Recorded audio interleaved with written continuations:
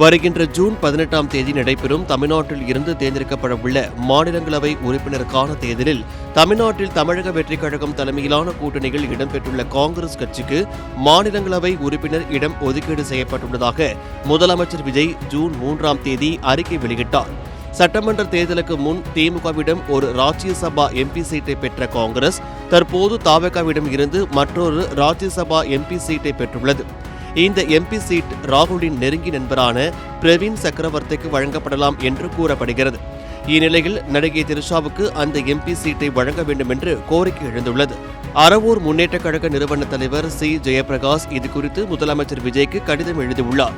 அதில் சட்டசபை தேர்தலிலேயே பிராமண சமுதாயத்திற்கு அங்கீகாரம் வழங்கியது போல் தற்போது நடைபெறவுள்ள நாடாளுமன்ற தேர்தலில் தவேகாவின் முதல் எம்பியாக பெண்களை தேர்ந்தெடுத்தால் சிறப்பாக இருக்கும்.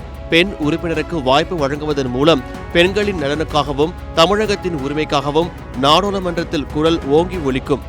எனவே பிராமண சமுதாயத்தை சேர்ந்தவரும் ஆற்றல் மிக்க உறுப்பினராகவும் அனைவராலும் அறியப்பட்டவரும் விலங்குகள் நல ஆர்வலரும் சமூக நல சேவகருமான செல்வி திரிஷா அவர்களுக்கு நாடாளுமன்ற மேலவை உறுப்பினர் பதவி வழங்குமாறு தமிழக பிராமணர் சமுதாயத்தின் சார்பாக கேட்டுக்கொள்கிறேன் என தெரிவித்திருக்கிறார்.